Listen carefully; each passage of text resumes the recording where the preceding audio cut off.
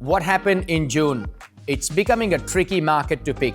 Some properties are running to auction with double-digit registrations and soaring past expectations, while others aren't getting the traction and engagement we would have expected. Why is this? Well, I think there is a lot more variables in today's market.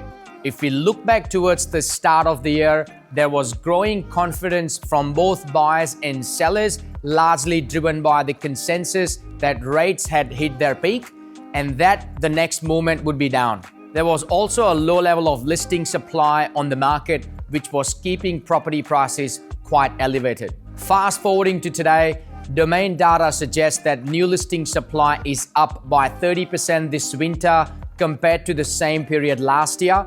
And we have also just had our third consecutive month of rising inflation. Inflation is now sitting at 4.4%, which is above the RBA's target band of 2 to 3%. This has led to traders and economic pundits are tipping a 50-50 chance that the RBA lift the cash rate next month to combat the rising inflation. So if you are currently in the market as a buyer or a seller, the best way to navigate all these variables is information. The more information you have, the better real estate decision you can make.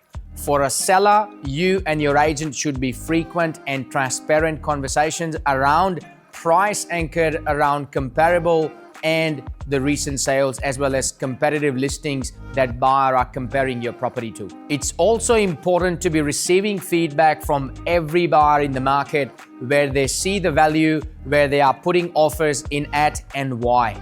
And if you're a buyer, it's the exact same thing. You need to be looking at relevant sales and listings, download building and pest and strata reports so you can be confident in your buying decision. Now, if you're looking at the market and wondering when the best time to sell is, no one has a crystal ball, but I think it might get a little worse before it gets better.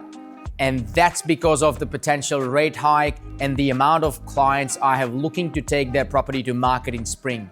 And if the supply increases while demand stays relatively the same, prices can be impacted. So if you are considering selling, I would suggest beating the spring rush, sell sooner rather than later, and be a buyer come spring when there is more buying options. What happened in our core suburbs? So Team Nayak listed 18 properties and sold 19, resulting in a total of $18 million transacted. Our auction clearance rate was an impressive 100%, and we met 620 buyers through 99 open homes. Well, it's the start of the new financial year, and we are really excited to say we have successfully sold just to 189 properties for a gross volume of $175 million. It's a great achievement for us, but more importantly, it means 378 buyers and sellers have trusted us to help them in their property journey. So thank you for trusting us. We held 1,414 open homes and met 7,438 buyers. Our average days on market was 29 days with an auction clearance rate of 84%.